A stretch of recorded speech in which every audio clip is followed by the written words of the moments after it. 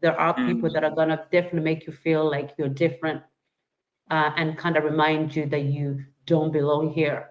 Um, but what grounded me then, I suppose, was the fact that we grew up in a household that had a lot of faith in it, and then we had each other as a family.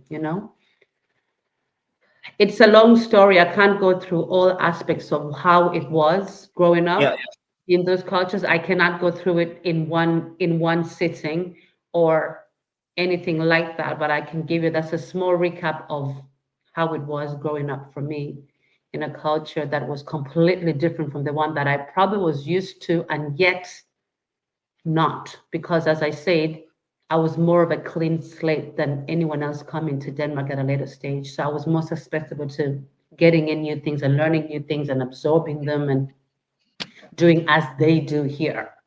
Mm. But I can also say in that process, it's important not to be completely absorbed in that culture, and differentiating between the integration and assimilation. Great. Oh, for sure. One thing I love about you is you came in when you're still young. I Yeah. love now that kind of cocktail we are going to have here. Personally, I came when I was already finished my education and everything from the other country. So setting up here, I was really an adult. So if I Mm. only share my story, it creates some beauty in contrast of the show. But then again, Flavia might be having something better also in another line. In just a few statements, what was your experience just coming here with only the climate? I just want you to ride us into the climate, only that. Well, I think I arrived in Denmark at a very interesting moment, which is like October. So when I came to Denmark, it was October and I expected it to be very cold, but it was still a little bit warm. So that was a shock for me. I was coming prepared for winter, for a very cold country. And Mhm. coming here, the sun was out, but it looked chilly. And yeah, and then I reached when it's just at the right time of winter. And I just watched the time change. I'm used to the sun all the time. I'm used to warm weather and I'm Yeah. used to light. And then I think the most thing I remember so much is about the waking up. So, because in Uganda, you wake up. Normally, Mhm. the light wakes you up. Before the alarm clock goes on, the light wakes you up. You're like, oh, it's morning. You can see through the light and know it's morning. And then I remember that times when I used to wake up and I'm like, it's 9 o'clock because I've not set Wow. my alarm, but I'm Mhm. waiting for the light to come out and then it's still dark. And I'm like, it's just 6 o'clock, but actually it's almost 8. And I'm like, okay, that was a shock. And then time goes dark very early as you go deeper in the winter. That was one of the biggest shock. And I can remember that time there's a time I was going to school and I used to wake up and look outside and look at the weather. And I'm like, hell no, I'm not going out there. I'm just gonna stay inside until time reached when I was like, the weather is never wrong. It's what you're dressing in. So, and I really put on our culture from Uganda. We don't check the weather forecast. We don't mind about how the weather looks like. You go For sure. out, if it rains, it rains. If it's too hot, it's too hot. Nobody ever checks the weather forecast. And I went back into my cultural roots. Up to today, I don't check the weather forecast. Wow. Wow. Yeah. Quite an experience coming abroad, when something's totally different and then you come in here. My story will come into, I think, another episode, but let's just have a little rider. I want to get a perception of, I want to get your take basically, and then we see how we are heading with this topic. Just What's have a gone look at wrong that. with a culture that was once the backbone of African homes? You know, when someone offered you food in most African homes, they weren't just giving you a plate. They were giving you a piece of their home, a gesture of peace, a seat at their family table, and a quiet message that said, "You belong here." In most African societies, hospitality was sacred. Refusing food from your host was considered disrespectful. Even in times of scarcity, We shared the little we had. Generosity mattered more than abundance, and yet, today, we have let this culture slip away. Now, unannounced visitors are seen as intrusions. Our hospitality has been replaced with schedules, convenience, and silent judgment. Our homes have grown bigger, but our tables have grown smaller. The sacred act of sharing has become optional, conditional, transactional. We are forgetting that African hospitality was revolutionary in its simplicity. It demanded nothing but humanity. It said, even in scarcity, generosity is sacred. Even in hardship, welcome is essential. Even in uncertainty, love is non-negotiable. So the question we must ask, as Africans, as custodians of our heritage, is this: what are we losing in the name of modern life?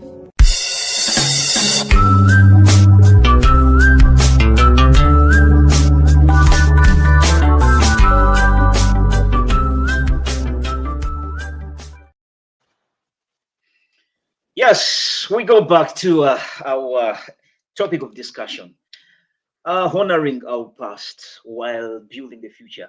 But with that rider we had, that was the last question. What are we losing in the name of modernity as we, the Afropeans?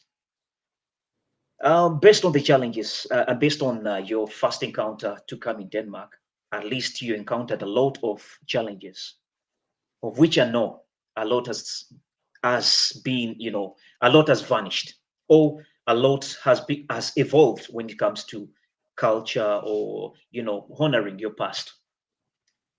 Let's relate this now to a topic to the question which was in the rider. What do we lose in the name of modernity? Joan, what's your take on that rider? And then answer that question. What do we lose as we, the Afropeans, in the name of modernity? I mean, it depends what modernity is, I suppose. And it also depends, I don't know if I'm going to look at it as losing something. I could also look at it as expanding on the culture that I already have. And that depends on who you are as not only as a culture, but also as a person, and also which background are you coming from. Um, but if we're going to look at in terms of losing, yes, we are losing, as the lady said, that culture evolve, and it seems like sometimes culture is evolving in the wrong direction, as in instead of accepting, we're actually pushing away. And the example that was used here was quite interesting. The sitting at the table, the sitting at the table where we take that as you're welcome, you are part of us, you're part of a family, um, um, has turned into something else. We are forgetting that, because what happens when you come to these parts of the world, I think also the demands are different from back home. And so when she says that you have to actually ask someone before you show up at their home for dinner or whatever it is, you don't just jump in. Um, the fact because the culture we live in, the society we live in, has so many other different demands in terms of work, in terms of lifestyle, in terms of um, their way of doing something.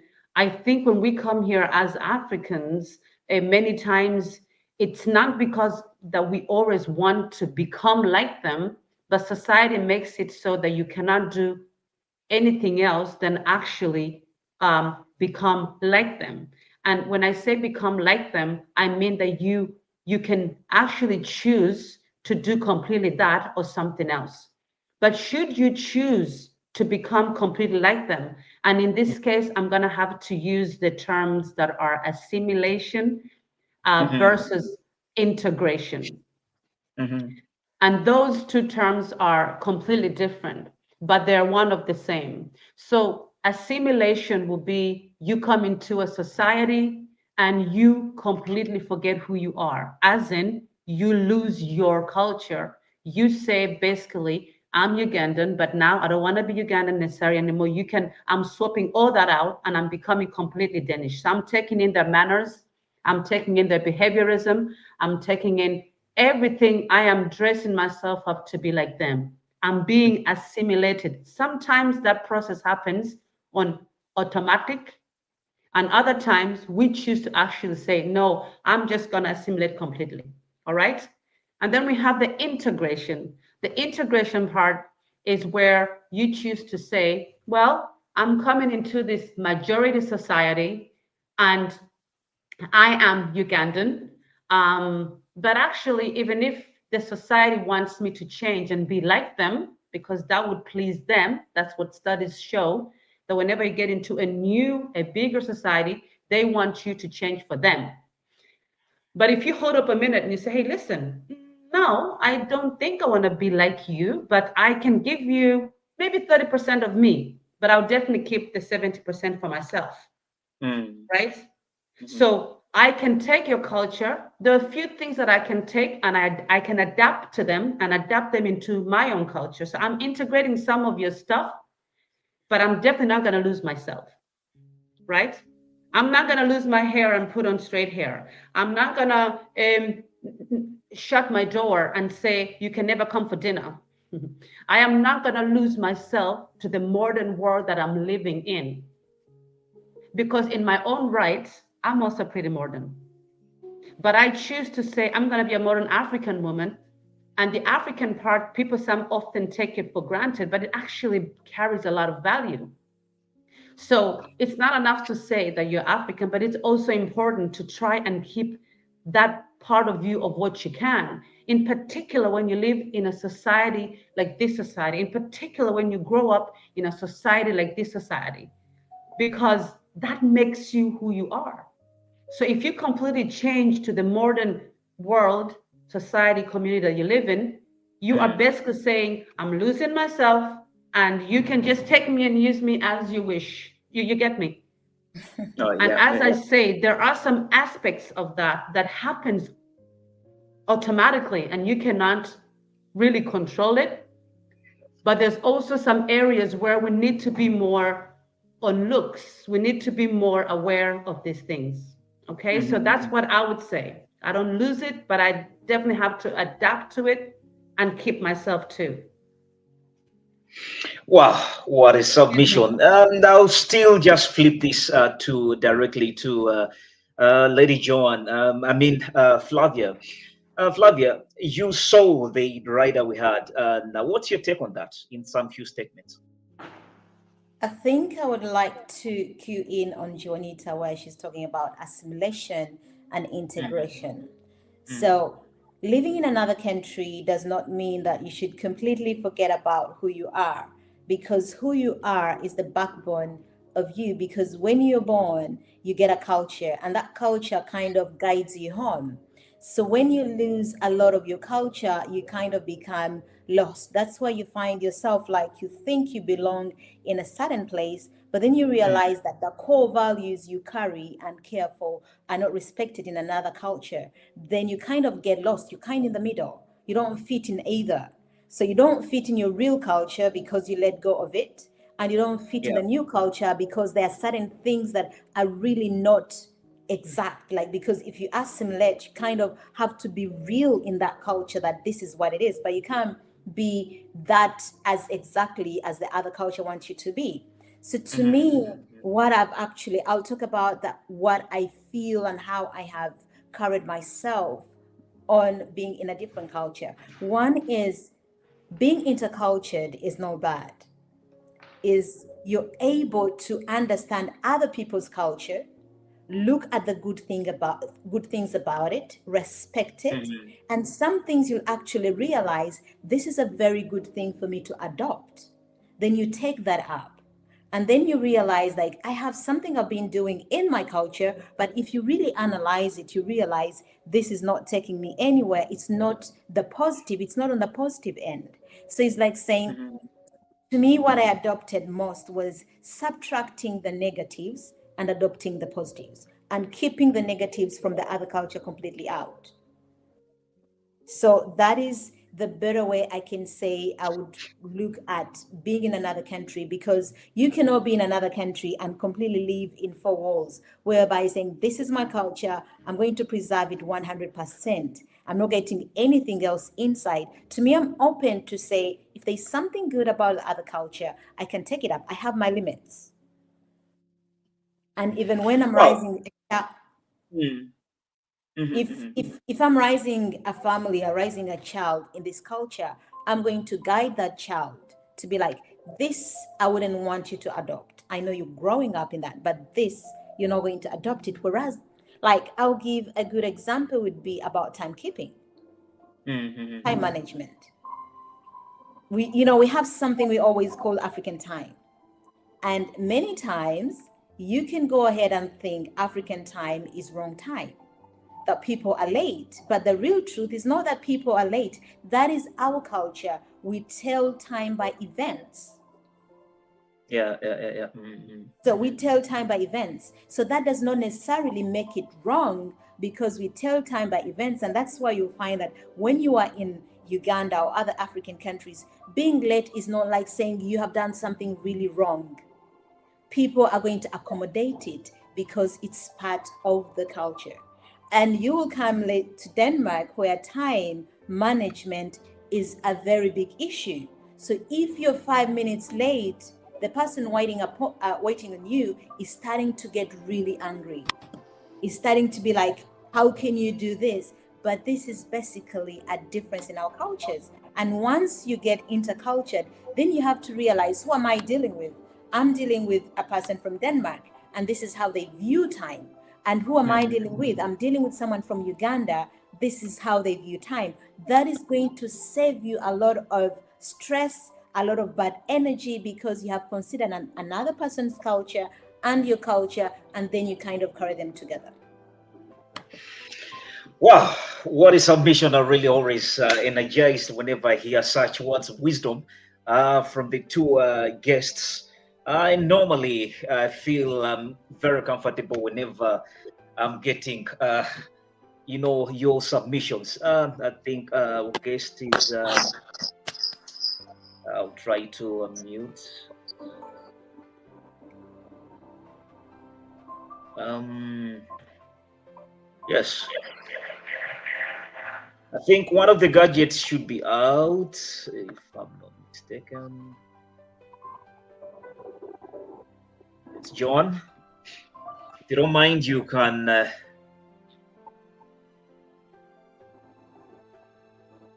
Is it okay now? I think you're having two gadgets. I will take one down, if you Yeah, don't take the mind. mobile down. Yes. Yeah, there you're much more better. Yes, the Sorry. fact that I'm sorry.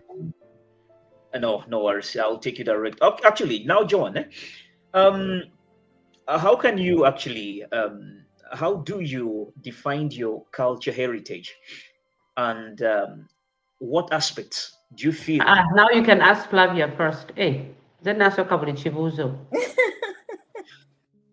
Okay, greet us in your mother language before we go ahead. Exactly. Something like Yeah. that. Hmm. In your mother language, just greet us. Greet us in your mother language. Are you saying me? No, no, no, no, no, Joanita. Before I cross back to you, Oh. hmm.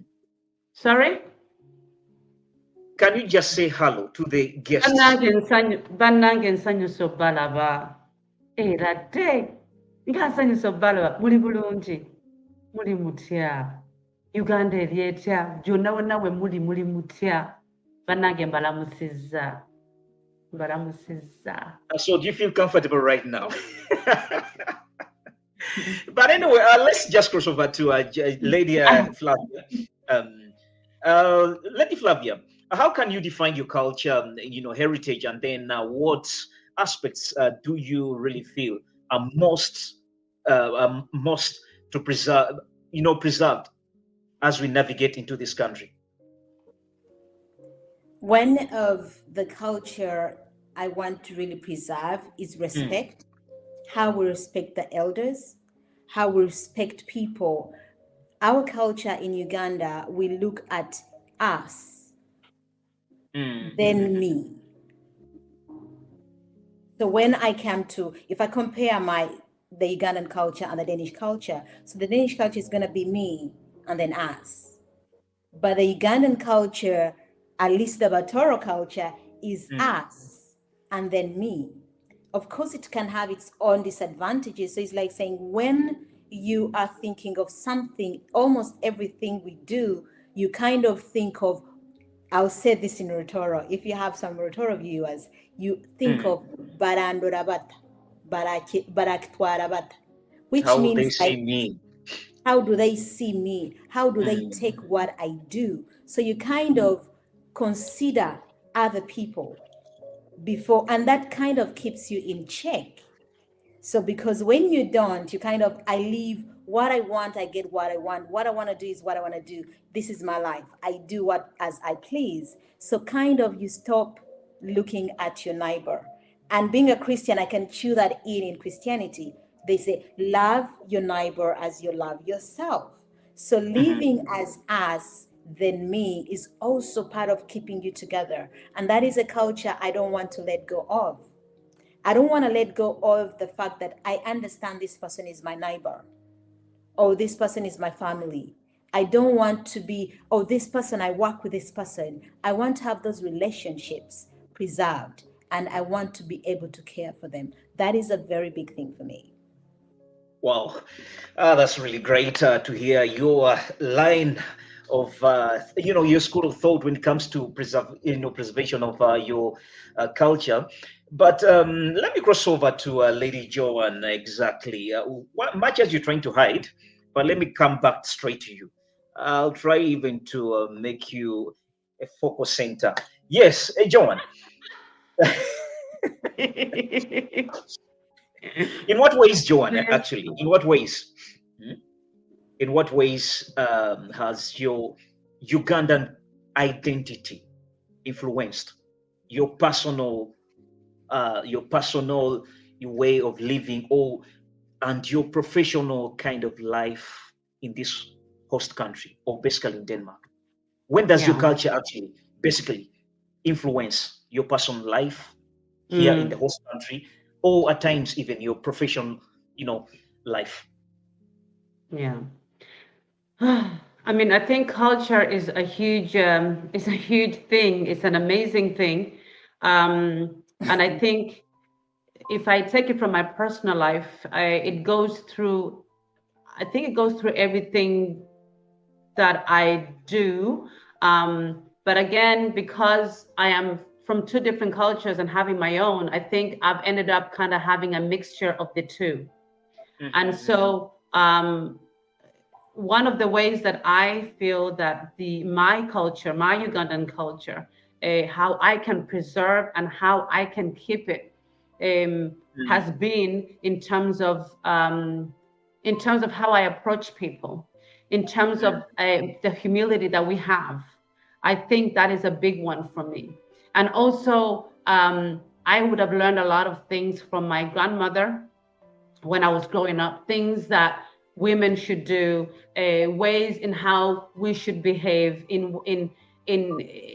ways in how we should approach, like Flavia said, the elderly, with love, care, and understanding, and also tetubukira abantu, sikubukira abantu bakuru, but that you approach everyone that you meet, you approach them with a certain respect, and you approach Yeah, them yeah, in a way that if it's an elderly person and it's a gentleman, that could be old enough to be your dad or your uncle. For example, I don't call people by their first names unless we're age mates. So I always put uncle or put tata. If that person is old enough to be my dad or my uncle, I'll call them by uncle something. And that has actually influenced me so much that even the way I've raised my kids is that I always remind them to call to call, not to call the elderly by their names, in particular if these people are from Uganda or Africa. A simple example is my nephews and my nieces that are they have foot in both cultures. They'll be Danish and they'll be so they may not always, when they come to see me here, they know that they call me by Senga. They don't say auntie to me. So, and this is something that I've actually told them. Every time they say auntie, I say Well, no, I'm not anti. I'm actually Senga because to me, Senga describes the culture. Senga describes that I am your father's sister and not your mother's sister. You get me? Oh And yeah, yeah, if yeah. I am your mother's sister, then Ndimama Wumuto. You get? And Yeah, so yeah, yeah. it's important for my kids that they know that difference, and my nieces and my nephews. And that's how I suppose, even if I have been here all this time, it's important that that is in me and that it is, I'm also putting it towards my kids. Or, for example, if they meet the elderly, it's important for me that my kids kneel down and say hello to my dad, for example. That you don't hold yourself in the side and say, "Sebo lyocha, oli bulungi," but that you have a certain respect and a certain humility when you greet the elderly. So we went to Uganda, for example, this summer, and I took some of my kids with me. And so the kneeling was very important. And Maria did well. She knelt for everybody that was older than her. And I suppose that also goes through in who I am as Janita and what I want to put towards my kids, because I don't want this culture to die. I don't want part of that heritage to die out. I also see it as my responsibility to put that forward to my kids. And as I've always said, if you are not ready to live it as a parent, don't think your kids are going to be ready to live it. So whatever I teach them, it's important that I portray that same example before them. So that's where I suppose my culture, Ugandan culture, has come in. But I also Mhm. celebrate my culture through food. I eat a lot of Ugandan food. I celebrate my culture through the way I dress. I celebrate my culture through the way I am probably as a person. I celebrate my culture by speaking and listening to Luganda music. I celebrate Uganda and my culture by just embracing the fact that I have something else than these people don't have. And this is what I tell my Mhm. kids as well. They have Danish, they have English, they may also have Spanish, I don't know. But you have your Danish, you also have the Luganda, you also have the English. And while I haven't been as good as I could be, perhaps, in teaching them Luganda, they do understand some of it and they do speak a little bit of it. But I wouldn't say they are fluent. I wouldn't say they could survive in Uganda, but I would say that they understand it. And so I try to teach my kids um, to embrace that, and so I suppose culture is a huge thing for me. So when I see Flavia, Flavia is my sister. When I see you, you're my brother. Ebintu ebyo, it's very much ebyewaka. Okitegera? Yeah, yeah, yeah. Um, so that is how I would say that I celebrate my heritage every single day. Also as a sign of respecting my parents, respecting my dad, respecting my jaja, respecting my ancestors. All these things are very important, and I value them as I've gotten older. Yes. Oh yes. That's really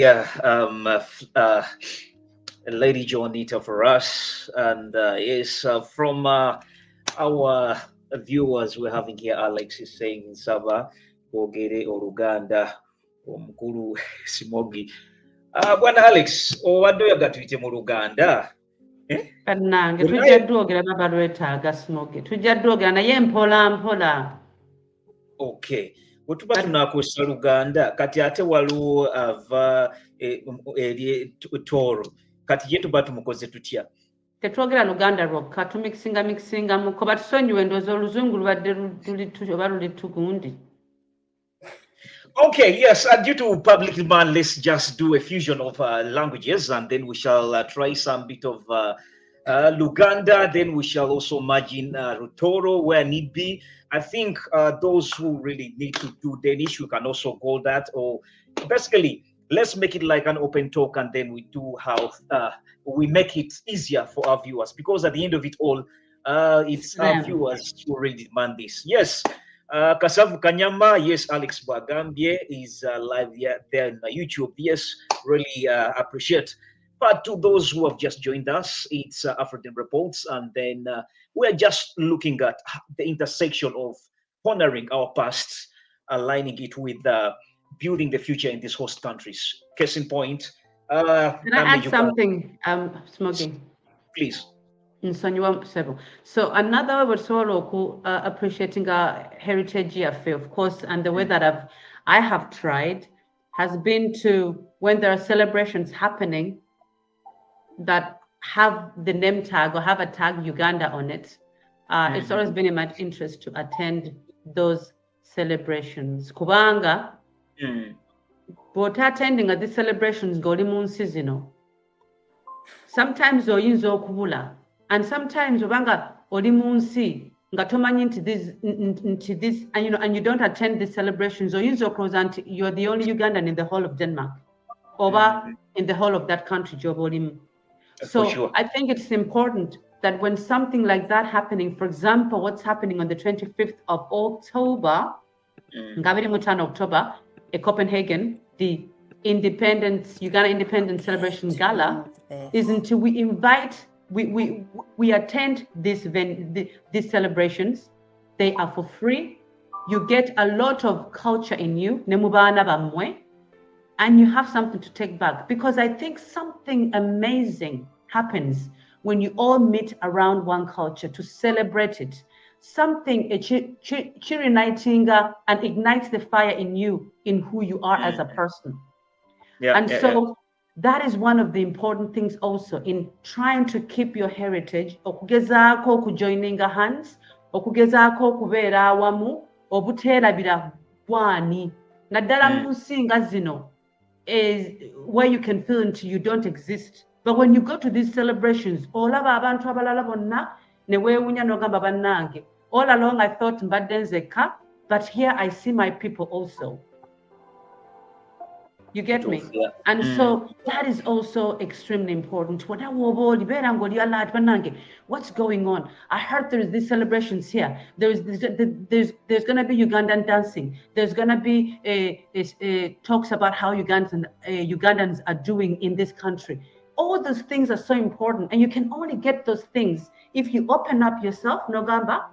What is happening in the community? I'm gonna go and I'm gonna experience these things. Free dinner, bannange free laughters, networking mu Luganda, mu Lutolo, mu Luswahili, mu Ludeni, mu Luzungu.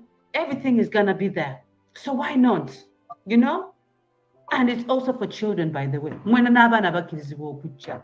How better way to celebrate your Saturday? So these are some of the things that are so important for us. And that's how you can keep your heritage, and it flows over into the next generations. That's just what I wanted to add. Wow, it's way powerful, and actually, I love the way you merged it, and then it really echoed well. Is there a supplement you would love to do, later, Flavia? Or kuchayo get the nyini? Sometimes, because I wanted to ask you a question, as in, how do you actually manage to maintain your cultures here? But then she made it right. Sorry. Attending functions. Is there any additive you have in that line? I would want to contribute something. I would speak Luganda, but my Luganda is only for me and my friends. Well, eh? It's only for me and my friends. So that's why I would, if you're speaking Rutoro, then I would do that. I am so good in speaking Rutoro. That is my language. But with Luganda, being a Mtoro is always a struggle because you can't speak Luganda when you're Mtoro. So, but to cue in what she was saying, where she said about go for functions, this I relate about it from my child, because getting the culture. When I had a son and he was younger and he was not, and that was during COVID, and therefore we're not really going so much in communities when we're meeting. And I started to see a little bit after the opening up, I realized he wasn't going so much in African communities, and therefore he never related with the African. So when I would go to an African community, he would be very reserved. He would keep himself closer to me and not go out. And whereas when I would go in a Danish gatherings, he would be all over the place. So I kind of thought, why does that happen? So I made it a point for me to actually go out more in different African communities so that he's able to mirror that, he's able to see. And I could see that has been a very, very big influence on him to be actually to realize, oh, this is who I am. So when Juanita is saying, let's come for these events, and one of the reasons also for this Uganda Independence Day has been to make it a family event where people can also come, and not saying that you're coming just alone. So that also the young generation is able to know, oh, this is what we used to do when we're young. And therefore, they're able to grow up and still appreciate their culture, because it's not only within the family setting they get to celebrate their culture, but also outside of their family setting. Wow, it's really powerful. I love that. This takes me back to the area where we normally took over Villa Park. I've seen most of the summertime when it comes here in Denmark, very many Africans tend to, merge, and then it all started way back, and then they introduced even football, a tournament which has crossed, countries. As for now, the Ugandan community managed to join into, even the Danish football leagues, and as per now, the Uganda Danish crane is really doing great. And not only that, even it went into another session where it's making, the Euro tournament, the Uganda Euro tournament, Uganda Euro cranes tournament, and it all started in the Villa Park. So Joan, you've really made a great point that attending functions, attending different, things, really, they do mighty whenever it comes to preserving and honoring our past as we bridge our future. I mean, as we try to build a future. So it's really good to always have your heritage at heart if you can. But let's have some bit of humor, and then we come back also in full gear. Let's have some little humor, and then we see how we can do this. But before that, maybe let's get a little of our sponsors. Then we come back with humor, and then we take it to another level. In the heart of Uganda is an institute designed to prepare students for rewarding careers in the vibrant hospitality industry. Copenhagen International Institute of Catering and Hotel Management is here to provide a solid foundation for Ugandans in catering, hotel management, knowledge and skills required to excel in various hospitality sectors. Our courses are designed by industry professionals to ensure that students learn from the best to create well-rounded graduates. We offer practical training and internships to students using state-of-the-art equipment which is used all over the world to prepare our learners for jobs both locally and internationally. We are located in Kisasi on Bahai Road, 8.7 kilometers from Kampala city center. Copenhagen International Institute of Catering and Hotel Management.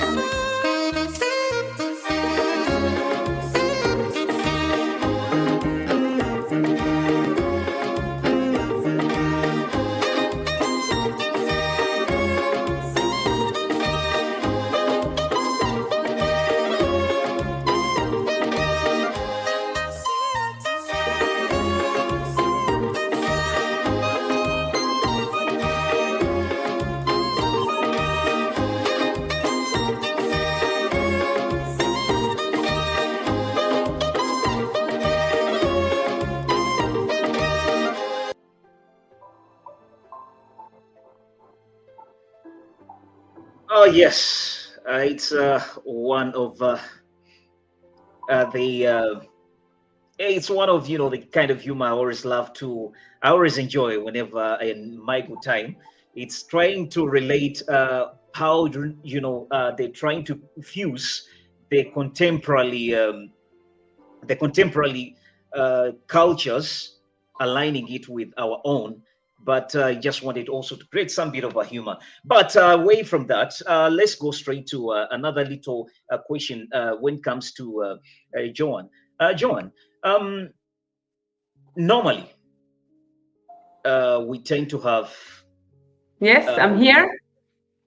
yes, normally we tend to encounter different challenges whenever we're trying to make ends meet in the diaspora or in these host countries.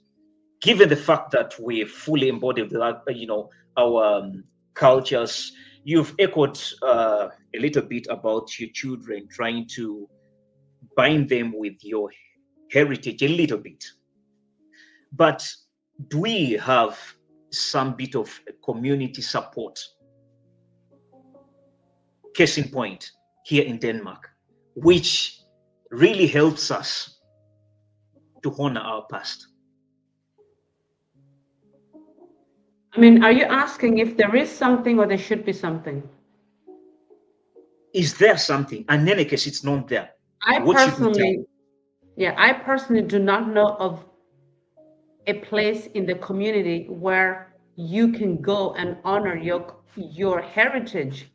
However, I think even if there was, this whole thing of honoring your heritage should start from your home, should start from how you address heritage in your own home, because you cannot demand for someone to teach your kid heritage or to teach them about culture when you don't embrace it yourself as a parent or the adult in their lives, or that you do not dress it up in it. You understand what I'm saying?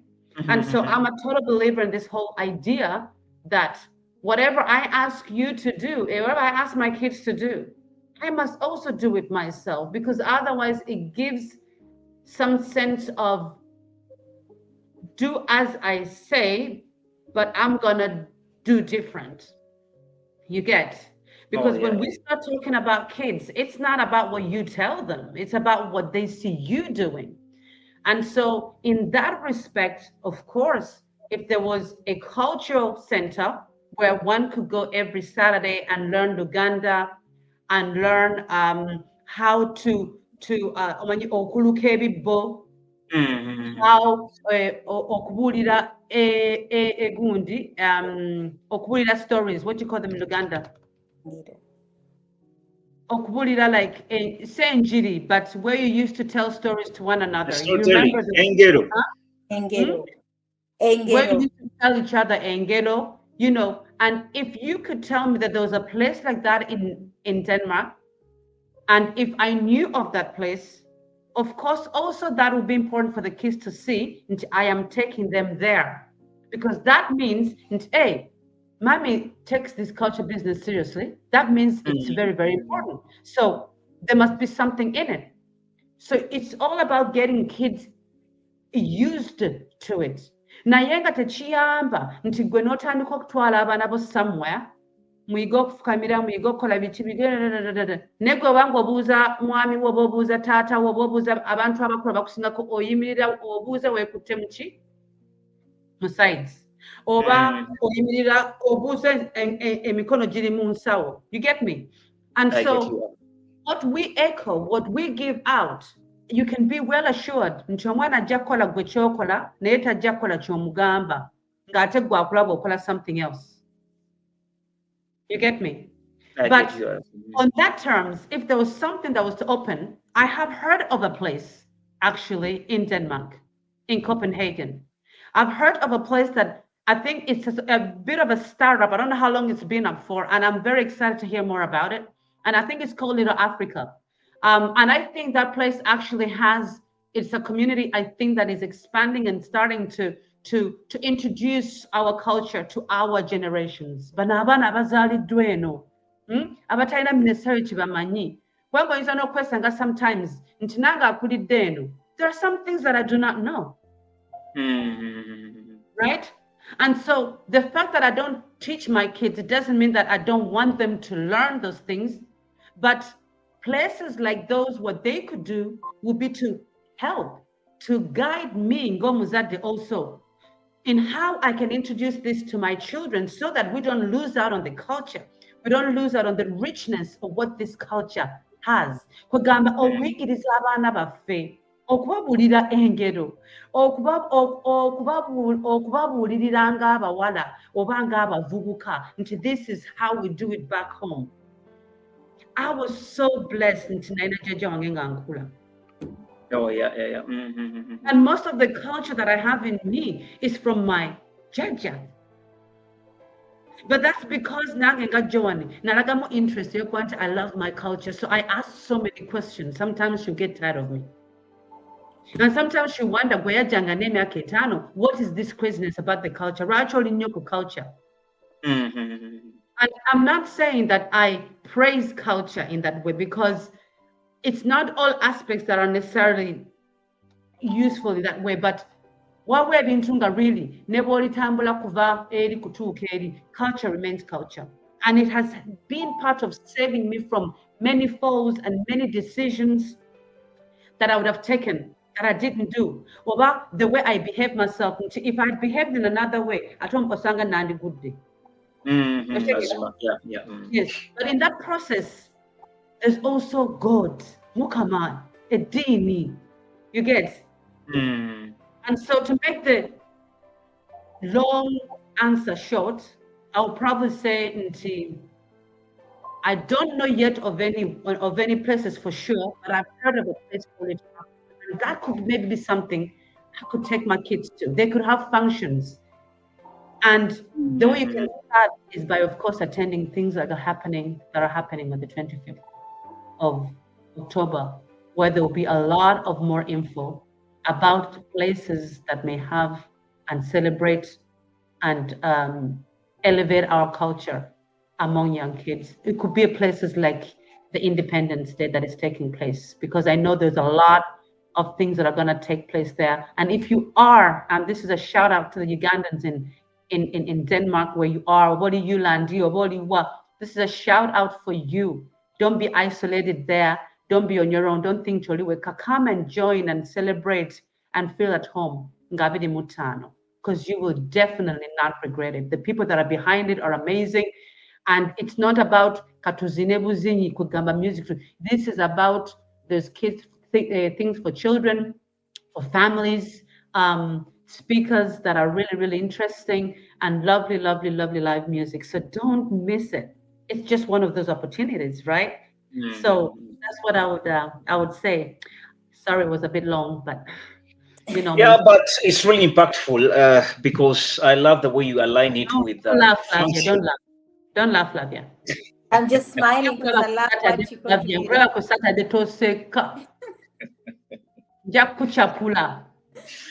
But Joan, I love the way you match this and then you let us, back onto the 25th. I have something I want to add on what she said. Please.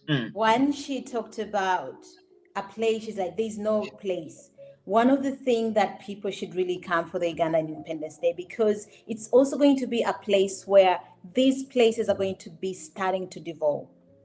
Not just only on the Ugandan Independence Day, there's something bigger that is going to be coming up after this. So where our cultures can be celebrated, where we can have a place that we know we can go as Ugandans, we can do things as Ugandans. And this is the starting place. So I want to encourage all the people to come on that day to make sure that you're part of something big that is starting. You're going to see it to start, and it's going to be a place where you'll be proud always to come as a Ugandan. So we are starting up these kind of communities in our community here in Denmark so that we're able to feel at home. You're able to take your children in those places. And also to still on, like another place that is here in Copenhagen is the Luganda class. So it is a very, maybe Smokey, you've heard about it, but it's also another beautiful place where I think 3 beautiful women or beautiful ladies thought about, we have children. How can we make our children carry on and learn Luganda? So they worked so hard and started up a small organization, which is the Luganda class, where every Saturday, I think they do meet every Saturday, where you take all your kids and you meet and the kids learn Luganda and the parents also network. So it's a community that is growing. So, and we can start to see such communities growing and become more meaningful, that we don't have to lose our cultures. And also, it brings belongingness, because one of the things about culture is having the grassroots of belongingness. And living in Denmark, you come to a whole different place and you are alone. You have to start completely afresh. And that is why when you come here as a person who is not Danish, who is not European, any foreigner who comes in another country, you kind of try to find the people who really understand who you are. And the people who understand who you are your people who understand your culture. When you go to their house and they serve food, you're like, oh my God, I'm eating matoke for the first time in 3 years, or I know where to buy this kind of food. So it is very important for us to keep our communities united, to have a place where we can go. And we are working so much to make that happen. So I call upon all the people to make sure that they are there on that day. On the 25th, come and let us celebrate the Ugandan Independence Day. And we start these communities that are going to be very meaningful to our people. But then again, at least we had some bit of adjustments you had in the management that side. Because last time we had a show, we were supposed to come to be, we're supposed to entitled to pay. Can Yeah. you do some bit of clarity here? Because the people who are really who would love to come, but they were not so sure about the fee and everything. So try to bring to us that enlightenment. Okay. The enlightenment is when is we have actually managed to get the we've managed to see that this event becomes free, that every single person is able to attend and enjoy as a Ugandan. And working together with our, because what represents Ugandans here in Denmark, we have the Ugandan embassy that works together to make sure that Ugandans who are living in Denmark are living well and they take care of us. And they have really worked so hard to make sure that we have a beautiful Independence Day, a beautiful celebration. So we're going to have a free, I know many people are like, is it real? Yes, it is real. We're having a free celebration where you'll come, eat and celebrate and have merry. And we're able to celebrate our culture, we're able to celebrate our community, we're able to celebrate Uganda. So let us make it a point, come, and there's a lot of programs that are planned and prepared for you people to come and attend. And I know we have a lot of things prepared for you. So don't think about how much, but think about being there on time. Okay, being there in time is why it's crucial. Normally, Africans, when it comes to time on events, it's a little bit tricky. But at least, given the fact that you've notified us earlier, we shall do the needful. And with Afroden reports, we shall make sure we share this so that we create more awareness. So, for those who have just joined us, it's bridging cultures, but how are we bridging them? How are we trying to create this intersection? We're looking into how we can honor our past and we align it with the future where we are here in the diaspora as we, the Afropeans. The ladies I'm having, one is Joanita Bale from Uganda, Muganda by tribe. We have another one from Uganda, that's Peace, no, Flavia Kweriha P, which is a P, a silent. And she's a Mtoro, also from Uganda. They really embrace their heritage. And we felt they are the best people suitable for this panel today. But let me go ahead by also getting this in a fair condition. Lady Joan, um, which kind of music actually do you listen to? All sorts of music, love. All sorts of music that actually brings all genres that brings peace to my heart. hurt. No, but actually, Mm, on top of the gospel music, which I love, mm, mm, I listen to a lot of that. I listen a lot to Lubega, mm, Sylvia Chagulani, yeah. mm. I listen to I love classic music. I love the opera music. Always reminds me of my dad. He loved that. Introduced me to that actually. Mhm. And then of course you have the traditional music, the Ugandan music. I love Kadongo Kamu because I think Kadongo Kamu always tells a story that tends to be quite long. Yeah, And if you listen, I've learned this that if you listen gently, they're actually telling you a story, and they're actually baba bakubuulirira in these songs many times. Baba babuulirira, eh? yeah. These are not the songs that my kids necessarily find interesting. So they tend But to be then more again, how often do you listen to it when you're in the diaspora? How often? the Kadongo Like in Kamu. a week? Mm. I wouldn't say in a week. I would say every in a month I may listen to it like 4 or 5 times because I Okay. lead a very busy lifestyle. So which means until in a time you can't mood is as much as I would like to any kind of music. I don't get that chance of doing that. But like on a Saturday when I'm cleaning and I'm doing my thing, I listen to it. It's not something that I'm just gonna put on. I want to listen to it. So when I put it on, I do put up a little bit of volume because as I said, I think those songs often tell a story. But I also love the normal music, Ugandan music. I also love the Bazungu music. Naye movie. Okitegeera Mm. kisinziira luyimba ki olu kugamba message ki erimu. I have a tendency of I listen more to the lyrics than I listen to the song itself. Um, and if the lyrics are not speaking to me or to my heart, I can't connect. I have this thing of I must connect emotionally to most of the things in my life. Let it be friendships, let it be Flavia, let it be you, let it be whatever I do, let it be my job.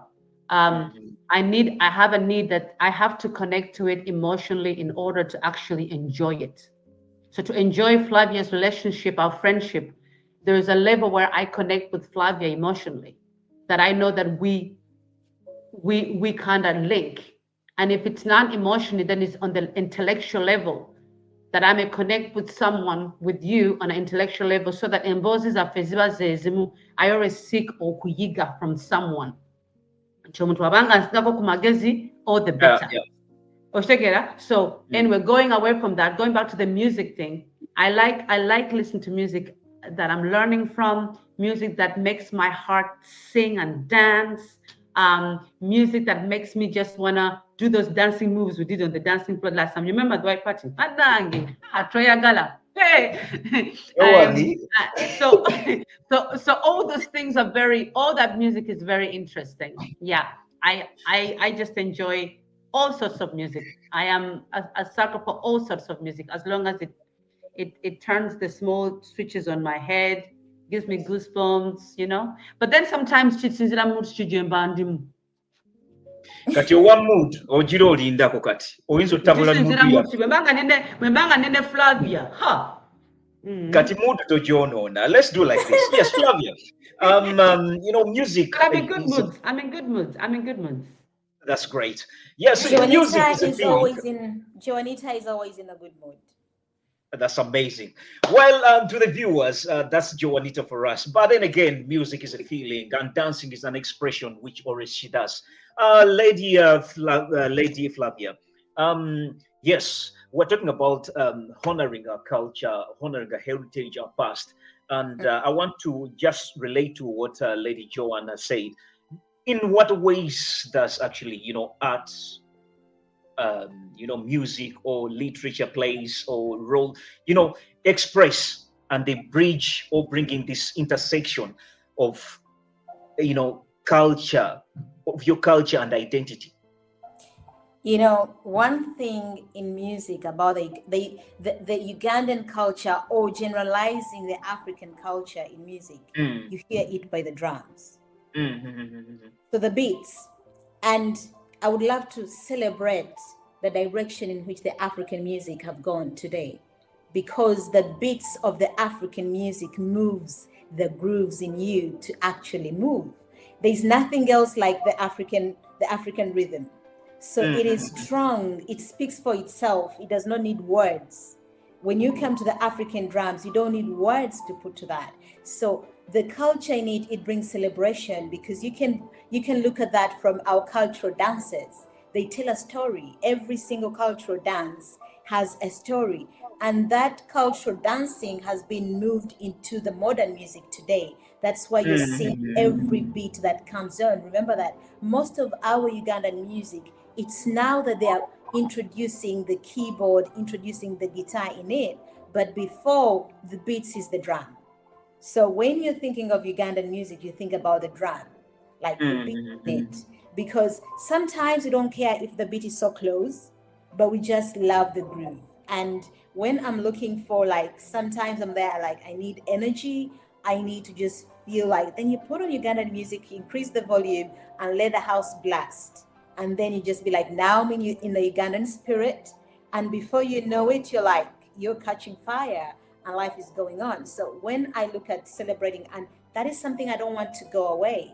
I don't want that Mhm. music to go away. I'm somebody that enjoys all types of music. I love a lot of different music. If I'm working, I'm going to listen to a different music. If I'm reading, I'm going to listen to a whole different music.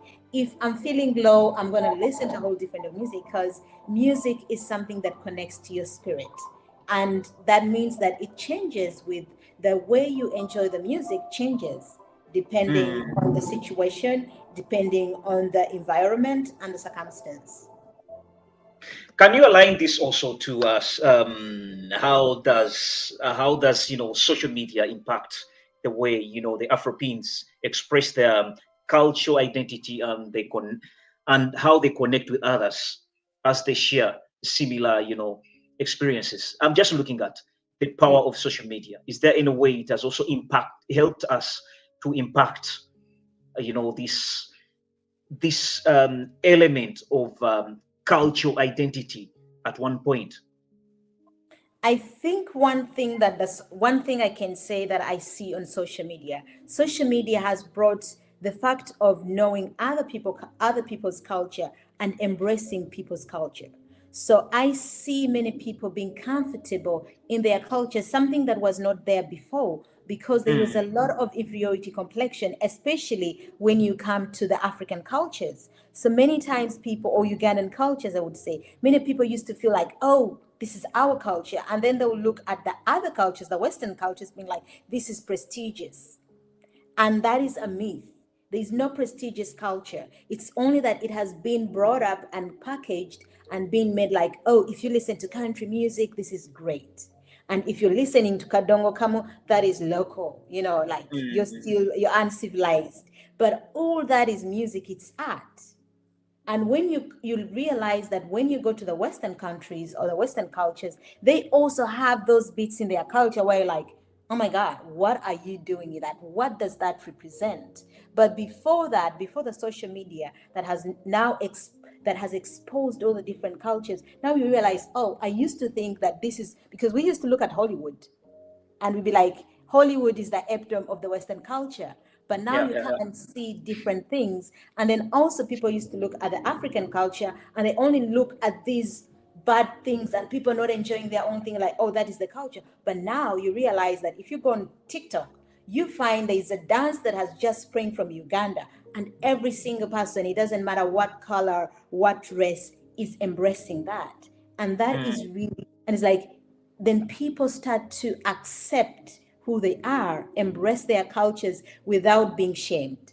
So that is one thing I really enjoy I enjoy on social media.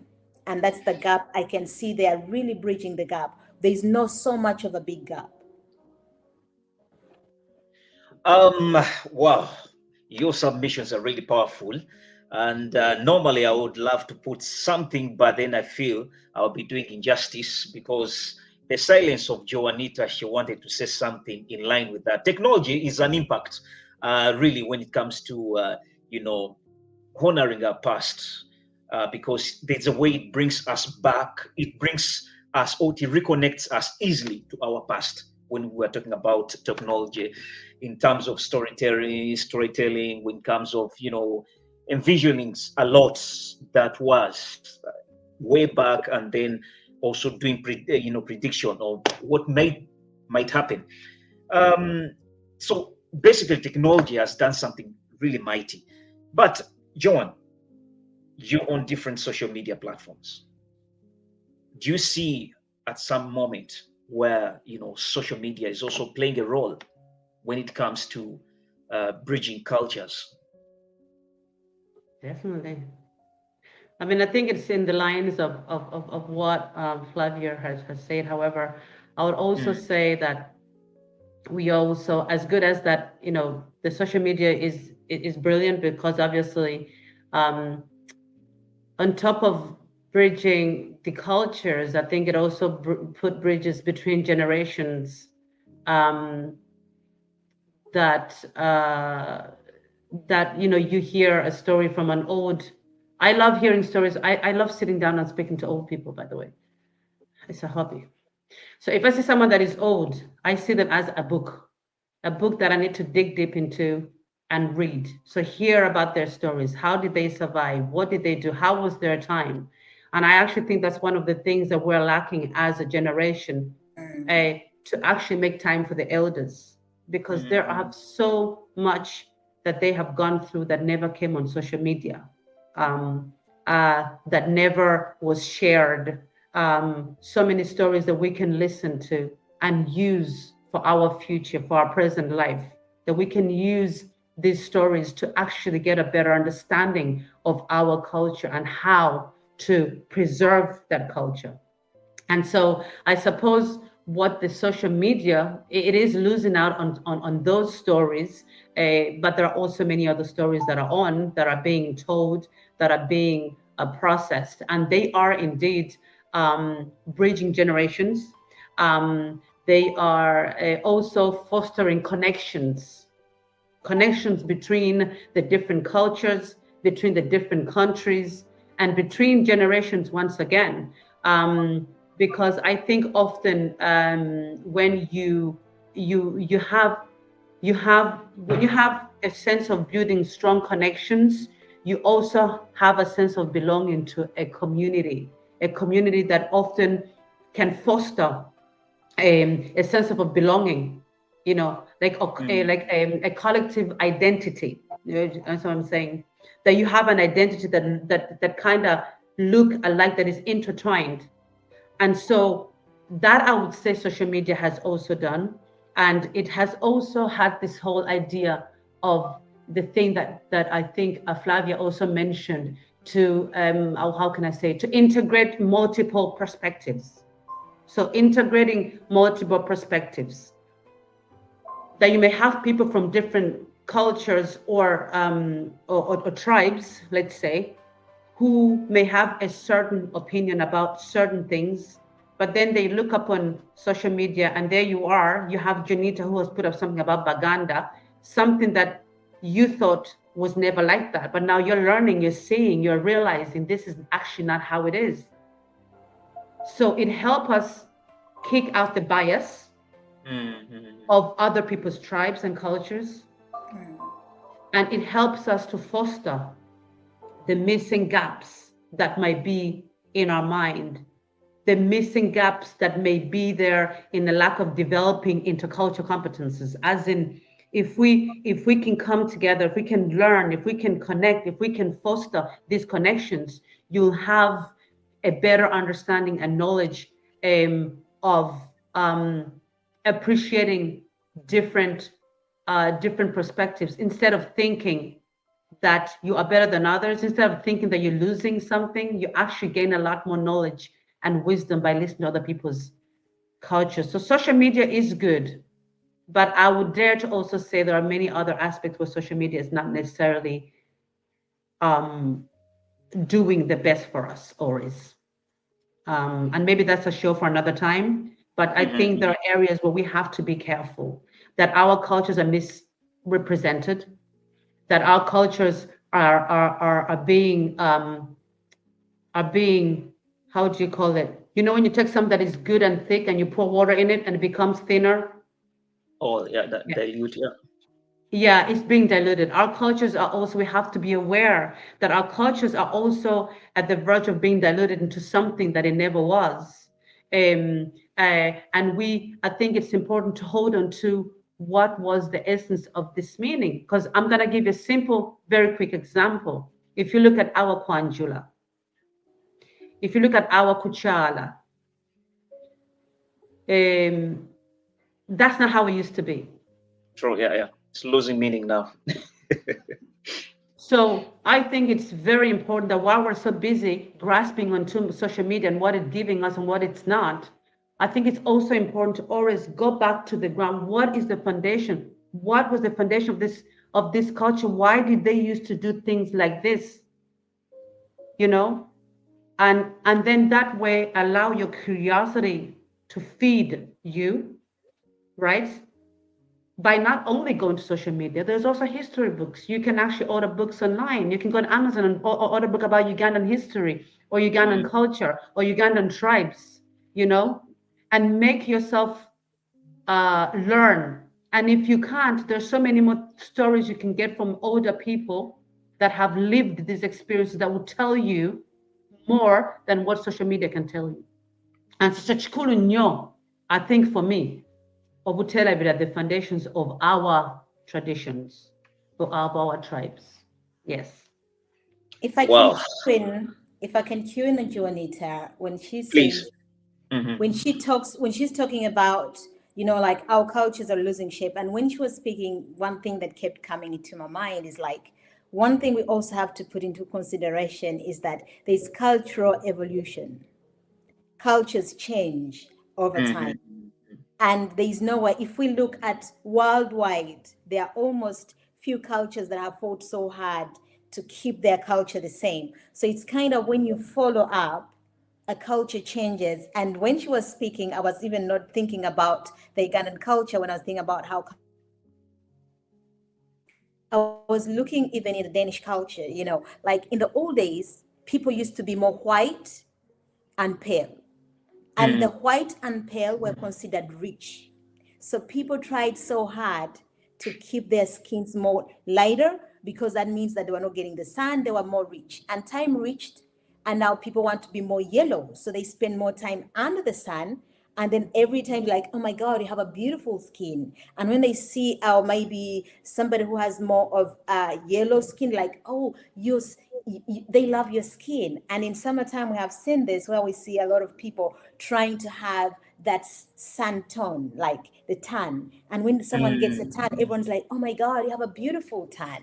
And then you never know, might be years to come, and they will be talking about skin cancer and this, and then all of a sudden you find it's changed. So people no longer want to have the santans as a culture in a say. So cultures can also evolve, but then it's like saying we can keep on seeing, but we keep being true to our cultures in that sense. Yeah, because I mean, I totally agree. I mean, I agree partially with you, but at the same time, the example of the color of the skin, that is continually, I mean, that is going to be been on before. It's always been an issue. It's always been a case. Like you get people wanting to be the color that they're not, and to me, that is not necessarily culture. When I talk about culture, I'm talking about things that are that for me that transpires color. I'm talking about things that transpires color, Mm. things that even if you're orange, blue, orange, or red, or whatever color you are, at the end of it, there are some things where control example, okufukamira nga tubuuza. Yeah. For me, that doesn't matter oba oli mweru oba toli. Bw'obanga oli Muganda, obanga oliva mu tribe y'Abaganda, Mm. I Mm. think n'ogamba kale ozeeyo eka ogenze ozeeyo eka. Bangi mbalaba n'eno. In fact, the other day I knelt in the church for the pastor, and the boys were looking at me like, oh my goodness. So, kyengezaako kugamba kiri nti, those kind of things, for me, are important. Because nobeera okwebuuzaamu, why is it like so? And why is it that all of the sudden, after tetufukamira, oba sinakufukamira okwewembeeka nobeera okay n'obuuza bulungi omuntu omukulu. Why is that no longer an issue? Why is it that we have the need to adapt to this culture that is here? Sigamanti, you're gonna kneel for everybody you meet in town. That's not what I'm saying. But I'm saying that this sense of we are diluting our culture so that it becomes almost easier for us to live into it. Yeah. And while I actually totally understand what Flavia is saying in terms of the color and in terms of culture evolving, that one I also understand. But my argument to that would be, just because culture is evolving, it doesn't mean it has to evolve so much that you actually forget what was the culture all about. What was it? What was it? Because we allowed ourselves to just evolve because now we just go with the flow. And for me, that's where the danger lies. Because we have to allow the culture to evolve. Yes, it can evolve. Naye nze nga Joan, ngenda kipinga ebyamajjajja wange byanjigiriza nga nkula ng'omukazi. I'm not gonna let that fly because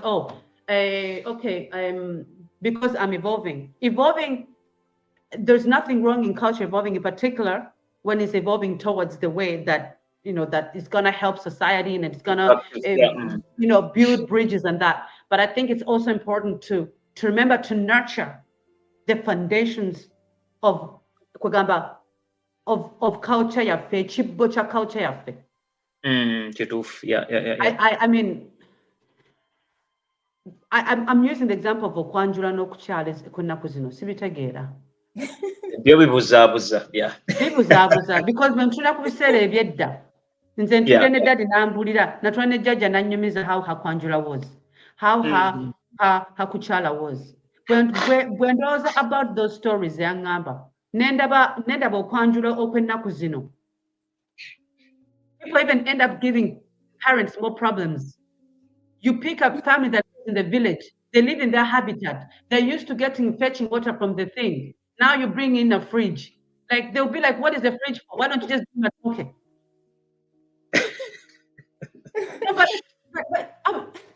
Like for sure we're losing direction. It doesn't give any sense because you want to show off or because culture is evolving and now we want to show how much money we are doing this. Well, my dear, you are giving me more problems with this thing of simanyi modernity stuff. Mbeera mu kyalo sina masanyalaze oza okwanjula okunzijako muwala wange Flavia ondeetedde simanyi emmotoka kati emmotoka ogindeetedde gwogenda okunsasulira driving license. Ekyo kyeŋŋamba ondeetedde TV sina masanyalaze. Are you gonna pull electricity? Ondeetedde simanyi sink simanyi byakoze bitya. Are you gonna put and prepare the whole house so that I have water running through that? What am I trying to say? I'm trying to say, hold up a minute, right? Look at what you have. Ogenda kwanjula oza okujja wano muwala wange Flavia omulungi bwe nti nga bw'omulaba alinga queen mulamba ate nno mpa ebintu nze nange byensobola okukozesa ng'omuntu nga famire ye. We are okay. We don't need your tellies and your cars. We are okay with a bunch of matoke, bunch of milk. We're okay with Gomez's. Let's keep it simple. There's no need to be extravagant. Our culture doesn't have to be overly. Kitegeera? Mama Flavia, you never said you take up to Japidita. Mwebali fujjo mwebalire ddala kale yakatwegattako tukwebaza omulimu gwaffe wano nasazeewo olwaleero nsirike bakole fujjo lyonna lye baagala but those who just those who have just joined us, yes, we're on Afropean Reports, and they will just be diving into the cultural segment where we can honor our past as we embrace this contemporary world we're in. We're living in a intertwined kind of culture where it's more of a unity in diversity. But the question here I want to leave, where I need a statement from one or two.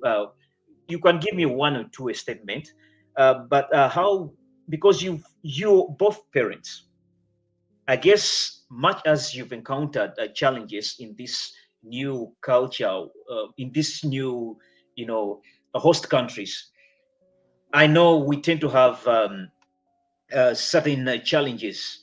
So, my point here, we've all discussed this. I'm looking at why do we see, how do we envision actually the future of we, the Afropeans, case in point, the Ugandans' cultural identity in this host country? Try to give me assurance. How do you envision the future of this Afropeans or the Ugandan culture identity when it comes to we people living in the diaspora? And how can we ensure both heritage and adaptation are honored? Relate this to abaana baffe. Munkubire ekifaananyi wa gye mulaba kubanga mwe mufunye ebizibu oba mufunyemu ebirungi ne muyina abaana. Muyambye mutya abaana bano okusigala nga bali mu mbeera eno ey'okusigala nga obuvo bwabwe babwettanira ate nga they actually embrace the host culture?